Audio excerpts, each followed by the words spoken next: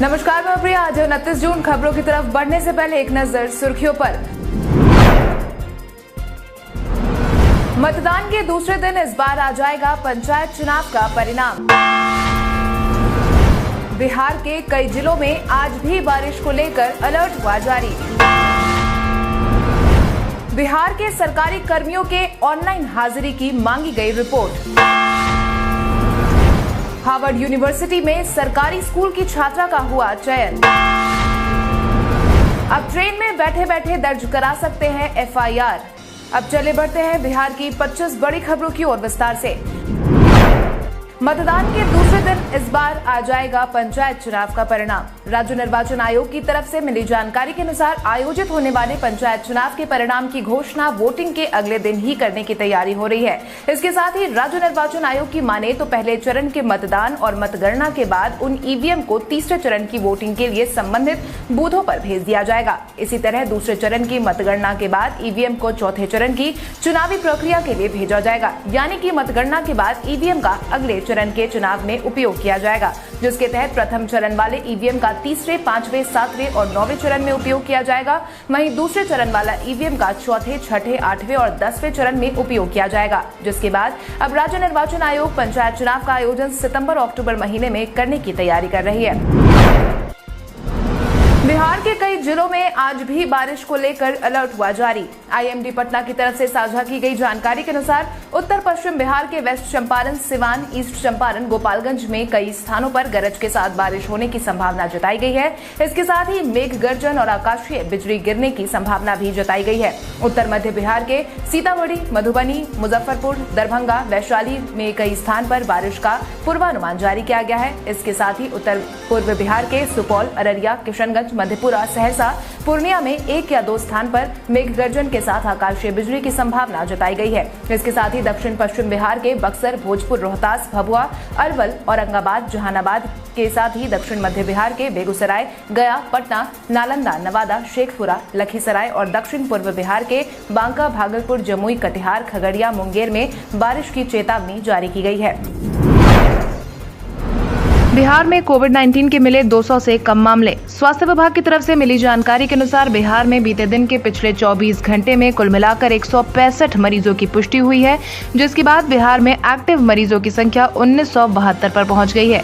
इसके साथ ही अगर हम प्रभावित जिलों की बात करें तो अररिया में 2, औरंगाबाद में 1, बांका में 1, बेगूसराय में 5, भागलपुर में 2, भोजपुर में 1, दरभंगा में 9, ईस्ट चंपारण में 3, गया में 2, गोपालगंज में 7, जमुई में 1, जहानाबाद में 1, कटिहार में 2, खगड़िया में 4, किशनगंज में 5, लखीसराय में 8, मधेपुरा में 6, मधुबनी में 6, मुंगेर में 9, मुजफ्फरपुर में 8, पटना में 19, पूर्णिया में 11, सहरसा में 3, समस्तीपुर में 11, सारण में 25, शिवहर में 1, सीतामढ़ी में 1, सिवान में 2, वैशाली में 5, वेस्ट चंपारण में 3 मामलों की पुष्टि हुई है। इसके साथ ही एक ऐसे मामले सामने आए हैं जो दूसरे राज्य के हैं, लेकिन इनके सैंपल बिहार के अलग अलग जिलों में कलेक्ट किए गए हैं। इसके साथ ही बीते दिन के पिछले 24 घंटे में कुल मिलाकर 84,999 सैंपल की जाँच की गई। वहीं बीते दिन के पिछले 24 घंटे में कुल मिलाकर 330 लोग ठीक होकर घर वापस लौटे हैं। बिहार के सरकारी कर्मियों के ऑनलाइन हाजिरी की मांगी गई रिपोर्ट। बायोमेट्रिक हाजिरी की व्यवस्था नहीं होने से लगातार सरकारी कर्मियों के गायब रहने की सूचना मिलती रही है, जिसके बाद ही कार्यालयों में ऑनलाइन अटेंडेंस बनाने का आदेश जारी किया गया था। इस बात पर गृह विभाग के विशेष सचिव विकास वैभव ने सभी विभागाध्यक्षों को पत्र लिखकर ऑनलाइन बायोमेट्रिक हाजिरी की स्थिति की जानकारी मांगी है। इस बाबत बिहार सरकार ने सरकारी कर्मियों की हाजिरी को लेकर सभी विभाग के अपर मुख्य सचिव, सचिव और डीजीपी को पत्र लिखा है। जारी किए गए पत्र में कहा गया है कि बायोमेट्रिक अटेंडेंस लगाने को लेकर 20 नवंबर 2019 को आदेशित किया गया था। समय समय पर आदेश दोबारा जारी करने के बाद भी अब सभी विभागाध्यक्षों से AEBAS के संबंध में अद्यतन स्थिति के बारे में जानकारी मांगी गई है। राष्ट्रीय कृषि एवं ग्रामीण विकास विभाग बैंक में निकाली गई 86 पदों पर भर्तियां। नाबार्ड में सरकारी नौकरी की तलाश कर रहे युवाओं के लिए अहम सूचना। हाल ही में राष्ट्रीय कृषि एवं ग्रामीण विकास बैंक के सब्सिडरी कंपनी कंसल्टेंसी सर्विसेज ने फॉर्म सेक्टर डेवलपमेंट डिपार्टमेंट में ट्राइबल डेवलपमेंट प्रोजेक्ट से संबंधित कार्यों के लिए प्रोजेक्ट आधारित कॉन्ट्रैक्ट स्टाफ की भर्ती के लिए विज्ञापन जारी किया है। जारी किए गए नोटिफिकेशन के अनुसार नैनीताल बैंक के मुंबई स्थित हेड ऑफिस और 24 रीजनल ऑफिस में senior level consultant, middle level consultant और इन्यूमरेटर्स के कुल 86 पदों पर भर्ती के लिए योग्य उम्मीदवारों से आवेदन आमंत्रित किए गए हैं। नाबार्ड नेबकॉन्स में कंसल्टेंट पदों के लिए आवेदन के इच्छुक उम्मीदवार कंपनी की ऑफिशियल वेबसाइट nabcons.com पर उपलब्ध कराए गए ऑनलाइन एप्लीकेशन फॉर्म के माध्यम से आवेदन कर सकते हैं। आवेदन की प्रक्रिया पूरी तरह से ऑनलाइन है और उम्मीदवार 10 जुलाई 2021 तक अपना एप्लीकेशन ऑनलाइन सबमिट कर सकते हैं। पंचायत प्रमुख के खिलाफ दोबारा नहीं ला सकेंगे अविश्वास प्रस्ताव। पटना हाईकोर्ट ने बीते दिन पंचायत प्रमुख को लेकर अपना फैसला सुनाया है, जिसके तहत पंचायत या जिला प्रमुख के खिलाफ 5 साल के कार्यकाल में एक बार भी अविश्वास प्रस्ताव लाया जा सकता है, जिसके बाद अब दोबारा प्रस्ताव लाने की अनुमति नहीं होगी। जानकारों की माने तो इस साल पंचायत चुनाव का आयोजन सितंबर-अक्टूबर महीने में करवाया जा सकता है, जिसको लेकर बिहार में तैयारियां अभी से ही शुरू हो गई है। इस बाबत ही हाल ही में राज्य निर्वाचन आयोग ने सभी जिलों के डीएम के साथ वर्चुअल मीटिंग की थी। बैठक की अध्यक्षता राज्य निर्वाचन आयुक्त दीपक प्रसाद ने की थी। बैठक में ही चुनाव के आयोजन को लेकर कई दिशा निर्देश जारी किए गए हैं। आज बिहारी पहचान में हम बात करेंगे सत्यपाल चंद्र की। सत्यपाल चंद्र एक भारतीय लेखक और उद्यमी हैं। वो मैकटैप टेक्नोलॉजी और आउटलैंडर्स मीडिया के संस्थापक हैं। उन्होंने विभिन्न शैलियों के उपन्यास लिखे हैं। वो बिहार के गया जिले में स्थित एक दूरदराज के गांव मल्हारी के रहने वाले हैं। वो बहुत छोटे किसान परिवार से ताल्लुक रखते हैं। गरीबी और विभिन्न प्रकार की हिंसा जैसी विभिन्न प्रकार की समस्याओं का सामना करते हुए उनका बचपन बहुत कठिन था। उन्होंने अपनी प्राथमिक शिक्षा SS high school Pandupura Chatra Jharkhand में स्थित एक सरकारी स्कूल से पूरी की थी। उन्होंने अपनी उच्च माध्यमिक शिक्षा अनुग्रह मेमोरियल कॉलेज गया बिहार से पूरी की है। बिहार के पर्वतरोहियों का हुआ भव्य स्वागत। बिहार में प्रतिभाओं की कोई कमी नहीं है। समय समय पर बिहारी प्रतिभाओं ने बिहार का मान बढ़ाने का काम किया है। इसी कड़ी में बिहार के नालंदा जिले के 3 पर्वतरोहियों ने इतिहास के पन्नों में अपना नाम दर्ज करवा लिया है, जिसके तहत हिमाचल प्रदेश के कुल्लू मनाली के माउंट फ्रेंडशिप चोटी पर फतह पाकर तिरंगा लहराने वाले तीनों पर्वतरोहियों का बिहार शरीफ पहुंचने पर रेलवे स्टेशन पर नागरिकों द्वारा अभिनंदन किया गया। लोगों ने उन्हें बधाई देते हुए फूल मालाओं से लाद दिया। दल के 3 सदस्य अभिषेक रंजन, प्रिया गुप्ता और गोपाल कुमार ने 19 जून को मनाली में चढ़ाई शुरू की थी और 23 जून को फतह पाया था। पटना हाईकोर्ट ने म्युनिसिपल बिल्डिंग ट्रिब्यूनल के गठन को लेकर दिया समय। बीते दिन की सुनवाई के बाद पटना हाईकोर्ट ने गोपाल प्रसाद भारती की याचिका पर जस्टिस CS सिंह ने सुनवाई करते हुए म्युनिसिपल बिल्डिंग ट्रिब्यूनल के गठन के मामले में सरकार को 10 दिनों का समय दिया है। आपकी जानकारी के लिए आपको बता दें, पटना हाईकोर्ट के बार-बार आदेश जारी करने के बावजूद नगरपालिका भवन ट्रिब्यूनल का गठन नहीं किया गया, जिसको लेकर ही पटना हाईकोर्ट ने अब सख्ती दिखाई है, जिसके परिणाम स्वरूप जारी किए गए अवधि में नगरपालिका भवन प्राधिकार का गठन नहीं किया गया तो हाईकोर्ट सख्त कार्रवाई भी करेगी। हार्वर्ड यूनिवर्सिटी में सरकारी स्कूल की छात्रा का हुआ चयन। हाल ही में हार्वर्ड ने 7 प्रतिभागियों का चयन किया है, जिसमें बिहार से केवल प्रतीक्षा सिंह का चयन हुआ है। मिली जानकारी के अनुसार बिहार के गया की बेटी प्रतीक्षा सिंह को सॉफ्ट रोबोटिक टूल किट के बेहतर डिजाइन इजाद करने को लेकर चुना गया है, जिसके बाद अब बिहार की बेटी प्रतीक्षा की प्रतिभा अंतर्राष्ट्रीय स्तर पर भी देखी और सराही जा सकेगी। आपकी जानकारी के लिए आपको बता दें, कुछ समय पहले गया जिला स्कूल में संचालित अटल टिंकरिंग लैब में हार्वर्ड यूनिवर्सिटी की देखरेख में soft robotic tool kit project का प्रशिक्षण कार्यक्रम का आयोजन किया गया था, जिसमें ही प्रतीक्षा के क्रिएटिव डिजाइन को हार्वर्ड यूनिवर्सिटी ने सराहा है। 11वीं के मार्कशीट अपलोड करने के लिए CBSE बोर्ड ने जारी किए निर्देश। CBSE बोर्ड की तरफ से देश भर के स्कूल से यह कहा गया है कि वो सीनियर सेकेंडरी रिजल्ट तैयार करने के लिए निर्धारित प्रक्रिया के अंतर्गत अपने 11वीं के छात्रों का मार्कशीट 30 जून तक अपलोड कर दे। साथ ही प्रैक्टिकल या प्रोजेक्ट के मार्क्स को 5 जुलाई तक अपलोड कर दे। इससे पहले ही बोर्ड ने 12वीं की परीक्षा परिणाम को जारी करने के लिए निर्धारित इवैल्यूएशन क्राइटेरिया के जरूरी इंटरनल असेसमेंट के मार्क्स को अपलोड करने के लिए कॉम्प्रिहेंसिव रिजल्ट टैबुलेशन पोर्टल हाल ही में लॉन्च किया है। इसके साथ ही स्कूलों को अपने स्टूडेंट्स के इंटरनल असेसमेंट के अंकों को टैबुलेशन पोर्टल पर अपलोड करने के लिए जारी समय सीमा के अनुसार स्टूडेंट्स के विवरणों को 28 जून तक कंफर्म करने के लिए पहले ही कहा था। 30 जून को पटना आएंगे मुख्यमंत्री नीतीश। अपने दोनों आंखों की सफलतापूर्वक ऑपरेशन के बाद मुख्यमंत्री नीतीश जल्द ही राजधानी पटना आने वाले हैं। सूत्रों की तरफ से मिली जानकारी के अनुसार 30 जून को दिल्ली से CM नीतीश बिहार आएंगे। उस तारीख तक ऑपरेशन के बाद उनकी आंख नॉर्मल हो जाएगी। मोतियाबिंद का ऑपरेशन उनकी आंख का किया गया है। 22 जून को नीतीश कुमार सांसद सुनील कुमार पिंटू के साथ विशेष विमान से दिल्ली गए थे। दिल्ली जाने को लेकर तरह तरह के कयास भी लगाए जा रहे थे, जिसके तहत बार बार जदयू की तरफ से पेश की गई सफाई के बावजूद विपक्षी दल यही आरोप लगा रहे थे कि मोदी सरकार के मंत्रिमंडल विस्तार को लेकर मुख्यमंत्री दिल्ली रवाना हुए हैं। हालांकि विपक्ष के ये सभी दावे निराधार निकले।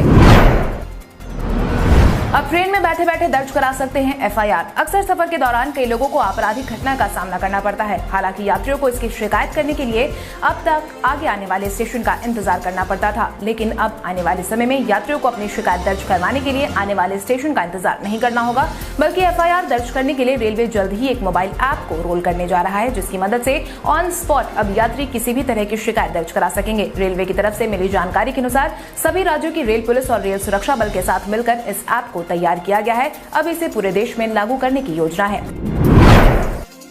राजद की तरफ से रामविलास पासवान की जयंती मनाने पर मंगल पांडे ने कसा तंज। 5 जुलाई को जहां एक तरफ राजद अपना स्थापना दिवस मना रही है, वहीं दूसरी तरफ लोजपा में शुरू हुए पारिवारिक कलह के बाद राजद ने रामविलास पासवान की जयंती मनाने का निर्णय भी लिया है, जिसको लेकर अब राजनीति शुरू हो गई है, जिसके तहत अब इस मुद्दे को लेकर बिहार के स्वास्थ्य मंत्री मंगल पांडे ने अपना बयान जारी किया है, साथ ही पार्टी को आड़े हाथों लिया है, जिसके तहत उन्होंने कहा कि तेजस्वी यादव ये सब लाभ और दिखावे के लिए कर रहे हैं, कभी भी वरिष्ठ के प्रति भाव सम्मान का होना चाहिए। रामविलास पासवान हम लोग के सम्मानित और आदरणीय नेता थे। व्यक्तिगत रूप से मुझे बहुत ही उनका स्नेह मिलता था। उनके नाम पर राजनीतिक लाभ हानि के लिए कार्यक्रम का आयोजन नहीं करना चाहिए। बिहार के पर्यटकों के लिए मंदार पर्वत पर जाना होगा अब आसान। बिहार में पर्यटन की संभावनाएं और ज्यादा बढ़ने वाली है, क्योंकि बांका जिले में मंदार पर्वत पर बन रहा रोपवे का काम लगभग पूरा हो गया है, जिसके बाद फिलहाल विद्युतीकरण का काम अंतिम चरण में पहुंच गया है, जिसके बाद अगले महीने इसके उद्घाटन की उम्मीद जताई जा रही है। पर्यटन विभाग राजगीर और मंदार के बाद 6 अन्य पर्यटन केंद्रों पर भी रोपवे लगाने की योजना पर काम कर रहा है। इसमें रोहतासगढ़ किला, कैमूर में मुंडेश्वरी पर्वत, जहानाबाद में बनावर पर्वत पर रोपवे का निर्माण होना है। इसके अलावा गया में 3 स्थलों पर रोपवे का निर्माण होना है। इसमें प्रेतशिला पर्वत, डुंगेश्वरी पर्वत और ब्रह्मयोनी पर्वत का नाम शामिल है। बिहार के 98% घरों को मिल रहा है पीने का साफ पानी। नेशनल फैमिली हेल्थ सर्वे की रिपोर्ट हाल ही में साझा की गई है, जिसके तहत रिपोर्ट में यह दावा किया गया है कि 98% घरों में पेयजल का स्वतंत्र स्रोत है। इसके जरिए आपूर्ति होने वाला पानी साफ और पीने लायक है। मिली जानकारी के अनुसार केंद्रीय जल शक्ति मंत्रालय की वेबसाइट पर जिन 5 राज्यों को इस मोर्चे पर शीर्ष रखा गया है, उसमें बिहार को 30वां नंबर मिला है। वहीं उसके ऊपर पंजाब का स्थान है। शीर्ष पर चंडीगढ़ है, जो कि केंद्र शासित है। राज्यों की तुलना करें तो बिहार का दूसरा नंबर है। आबादी के हिसाब से देखें तो बड़े राज्यों की सूची में बिहार अव्वल आया है। बिहार के चर्चित मुखिया ऋतु जायसवाल और एजाज अहमद को राजद में मिली बड़ी जिम्मेदारी। राजद ने अपने प्रवक्ताओं की टीम में पार्टी के 2 अन्य वरिष्ठ नेताओं को शामिल किया है, जिसकी जानकारी प्रदेश प्रवक्ता चितरंजन गगन ने दी है, जिसके तहत राजद की तरफ से एजाज अहमद और ऋतु जायसवाल को पार्टी के प्रदेश प्रवक्ता के पद पर मनोनीत किया गया है। आपकी जानकारी के लिए आपको बता दें, एजाज अहमद पहले भी पार्टी के प्रदेश प्रवक्ता रह चुके हैं। वहीं ऋतु जायसवाल विधानसभा चुनाव में सीतामढ़ी जिला के परिहार विधानसभा क्षेत्र से राजद उम्मीदवार के रूप में चुनाव लड़ चुकी हैं। पटना जंक्शन पर शुरू हुई ट्रैवल डेस्क। यात्रियों की सुविधाओं को ध्यान में रखते हुए राजधानी पटना के पटना जंक्शन पर ट्रैवल डेस्क की शुरुआत की गई है, जहां से यात्री 24 घंटे गाड़ी बुक करवा सकते हैं। हालांकि इस डेस्क को कांटेक्ट करने के लिए आपको नंबर खंगालने की कोई जरूरत नहीं होगी, क्योंकि इसका नंबर सभी प्रमुख ट्रेनों की बोगियों पर पहले से ही लिखा रहेगा, जिसके तहत अब कोई भी यात्री आसानी से अपने मोबाइल के इस्तेमाल से डेस्क को फोन कर अपने लिए टैक्सी बुक कर सकते हैं। सबसे खास बात यह है कि यहाँ से बुक होने वाले सारे वाहनों में GPS लगा होगा तथा ये पूरी तरह से वातानुकूलित होंगे। इस कारण अकेली महिला को भी अपने घर जाने में कोई परेशानी नहीं होगी। यहाँ से शहर के किसी भी मोहल्ले में जाने का अधिकतम किराया 500 रुपए तथा न्यूनतम किराया 150 रुपए तय किया गया है। लालू प्रसाद यादव ने पेट्रोल के शतक जड़ने पर नीतीश कुमार पर कसा तंज। इन दिनों पेट्रोल के दाम आसमान छू रहे हैं। वहीं पेट्रोल के दाम में लगातार बढ़ोतरी को देखते हुए विपक्ष भी लगातार सरकार पर हमलावर है। इसी क्रम में अब राजद सुप्रीमो लालू प्रसाद यादव ने पेट्रोल के दाम को लेकर नीतीश सरकार पर निशाना साधा है, जिसके तहत उन्होंने कहा कि बिहार के डबल इंजन सरकार को बधाई। डबल पावर के दम पर डबल इंजन सरकार द्वारा बिहार के सभी जिलों में 100 रुपए पेट्रोल करने पर हार्दिक शुभकामनाएं। आपकी जानकारी के लिए आपको बता दें, केंद्र की मोदी सरकार के नेतृत्व में कच्चे तेल की कीमतों में लगातार उछाल आ रहा है। पिछले कुछ महीने की बात करें तो एक दिन भी कच्चे तेल की कीमत नीचे नहीं गई, बल्कि हर दूसरे दिन कीमतों में धीरे धीरे बढ़ोतरी ही देखी गई है। उत्तर प्रदेश विधानसभा में जदयू के उतरने की खबरों पर राजद ने कसा तंज। जदयू ने हाल ही में उत्तर प्रदेश के चुनावी मैदान में उतरने का ऐलान किया, जिसके बाद से ही बिहार की राजनीति गर्मा गई है। जारी राजनीतिक उठापटक के बीच जदयू ने उत्तर प्रदेश में अकेले चुनाव लड़ने के संकेत तो दिए ही हैं, साथ ही भाजपा से बातचीत जारी रखने की बात भी कही गई है। इन सब के बीच अब राजद ने जदयू के उत्तर प्रदेश चुनाव को लेकर तंज कसा है, जिसके तहत राजद के प्रवक्ता मृत्युंजय तिवारी ने अपना बयान जारी करते हुए कहा कि पहले भी कई राज्यों में जदयू चुनाव लड़ चुका है, लेकिन उम्मीदवारों की जमानत तक नहीं बची है। हाल ही में बंगाल में हुए चुनाव में इसका उदाहरण देखने को मिला था। बिहार में ही जब उनकी पार्टी 43 सीट लाकर तीसरे स्थान पर पहुंच गई तो भला यूपी में जाकर क्या कर लेंगे। इस बाबत उन्होंने आगे कहा कि जदयू चाहती है कि दबाव बनाकर भाजपा के साथ गठबंधन में कुछ सीटों पर चुनाव लड़े, लेकिन भाजपा भी इनका चाल समझती है। नीतीश कुमार कहीं नहीं लड़ेंगे, सिर्फ दबाव बना रहे हैं। दुनिया के 100 अच्छे मेडिकल शिक्षण संस्थानों की सूची में शामिल हुआ एम्स। अमेरिका की एक पत्रिका CEO वर्ल्ड मैगजीन की तरफ से हाल ही में सर्वे कराया गया था, जिसमें दुनिया के 100 अच्छे मेडिकल शिक्षा संस्थानों की सूची जारी की गई है। भारत के लिए गौरवान्वित करने वाली बात होगी कि इस सूची में दिल्ली एम्स को 23वां स्थान मिला है। इतना ही नहीं, ऑक्सफोर्ड यूनिवर्सिटी मेडिकल स्कूल और university college London medical school से बेहतर रैंक एम्स को मिला है। वहीं बाकी शीर्ष स्थानों पर अमेरिका के मेडिकल कॉलेज ने कब्जा किया है। वहीं सूची में पहले स्थान पर अमेरिका के Johns Hopkins University school of medicine और दूसरे स्थान पर हार्वर्ड मेडिकल स्कूल को रखा गया है। कोरोना के जारी माहौल के बीच मोदी सरकार ने जारी की एक और राहत पैकेज। कोरोना के वर्तमान माहौल के बीच बीते दिन मोदी सरकार की तरफ से वित्त मंत्री निर्मला सीतारमण ने एक और राहत पैकेज का ऐलान किया, जिसके तहत प्रेस कॉन्फ्रेंस के जरिए कोरोना से प्रभावित सेक्टर के लिए 1.1 लाख करोड़ रुपए की लोन गारंटी स्कीम का ऐलान किया गया है। इस योजना के तहत 50,000 करोड़ रुपए की लोन गारंटी हेल्थ सेक्टर को, जबकि 60,000 करोड़ रुपए अन्य सेक्टर को दी जा रही है। इसके साथ ही 100 करोड़ तक का लोन 7.95% ब्याज पर दिया जाएगा, जबकि अन्य क्षेत्रों के लिए ब्याज दर 8.25% से ज्यादा नहीं होगी। इसके साथ ही वित्त मंत्री ने पर्यटन के क्षेत्र को राहत देने के उपायों की घोषणा की है, जिसके तहत उन्होंने बताया कि 3 साल के लिए क्रेडिट गारंटी योजना है। छोटे उधारदाताओं को लोन की सुविधा दी जाएगी। 11,000 टूरिस्ट गाइड को मदद दी जाएगी। इसके साथ ही ट्रैवल एजेंसियों को 10 लाख रुपए तक का कर्ज, पर्यटक गाइड को 1 लाख रुपए तक का ऋण मिलेगा। भारत के इतिहास में आज की तारीख कई कारणों से दर्ज। 1757 में मीर जाफर ने बंगाल, बिहार और उड़ीसा के नवाब की गद्दी संभाली। 1888 में शास्त्रीय संगीत की पहली ज्ञात रिकॉर्डिंग की गई। 1997 में विश्वनाथन आनंद ने जर्मनी में फ्रैंकफर्ट चेस क्लासिक टूर्नामेंट जीता। 2005 में भारत और अमेरिका में समग्र 10 वर्षीय समझौता हुआ। सचिन तेंदुलकर ने 2007 में दक्षिण अफ्रीका के खिलाफ फ्यूचर कप के दूसरे मैच में आंद्रे नेल की गेंद पर वनडे करियर के 15,000 रन पूरे किए। मानव तस्करी की निगरानी सूची वॉच लिस्ट में 2011 में भारत को बाहर कर दिया गया। साइना नेहवाल ने 2014 में ऑस्ट्रेलियन सुपर सीरीज आज ही के दिन जीती थी।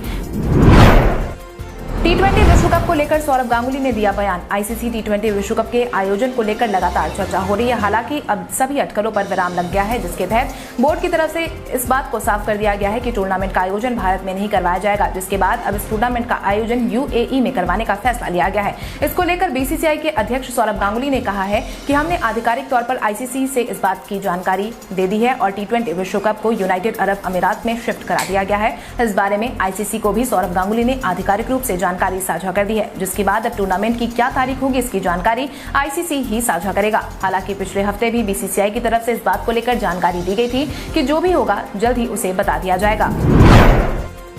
अब आइए जानते हैं सराफा बाजार और पेट्रोल डीजल के क्या थे भाव। अगर हम सराफा बाजार की बात करें तो सोने का भाव 28 जून को 22 कैरेट के लिए प्रति 10 ग्राम 46,170 रुपए था। वहीं 24 कैरेट के लिए प्रति 10 ग्राम 47,170 रुपए था। इसके साथ ही अगर हम चांदी की बात करें तो चांदी का भाव प्रति किलो 67,900 रुपए था। इसके साथ ही राजधानी पटना में पेट्रोल की कीमत 100.47 रुपए प्रति लीटर और डीजल 94.24 रुपए प्रति लीटर था। कल हमारे द्वारा पूछे गए सवाल का जवाब आप में से बहुत सारे यूजर ने हमें कमेंट करके दिया था, उसके लिए आपका बहुत बहुत धन्यवाद। आप में से जिन यूजर का कमेंट हमें अच्छा लगा है उनके नाम है श्वेता रॉय, प्रदीप, संजय कुमार, मुकेश कुमार, रुपेश कुमार, कमलेश कुमार, सुकेश कुमार, मोहम्मद महमूद, नीरज पासवान, आलोक कुमार, ऋतु कुमारी, गौतम कुमार, शंकर मुखिया, आयुषी कुमारी, रंजीत मेहता, कृष्णा कुमार, रवि कुमार, ब्रिज कुमार रॉय। इसके अलावा हमारी टीम को और भी लोगों के जवाब अच्छे लगे हैं, मगर समय के अभाव के कारण हम उनका नाम नहीं ले पाए, लेकिन आप हमारे सवालों का जवाब देते रहे। हम कल आपका नाम लेने की पूरी कोशिश करेंगे। तो चलिए बढ़ते हैं आज के सवाल की ओर। आज का सवाल कुछ इस प्रकार है। आपके अनुसार ट्रेन में ही बैठे बैठे शिकायत करने की सुविधा मुहैया करवाने का फैसला आपराधिक मामलों को कम करने में मददगार साबित होगा या नहीं? अपने जवाब में कमेंट करके जरूर बताएं। इसके साथ ही आज के लिए बस इतना ही। बिहार की बड़ी खबरों से अपडेटेड रहने के लिए हमारे YouTube चैनल को सब्सक्राइब करें और बेल आइकन दबाना ना भूलें। धन्यवाद।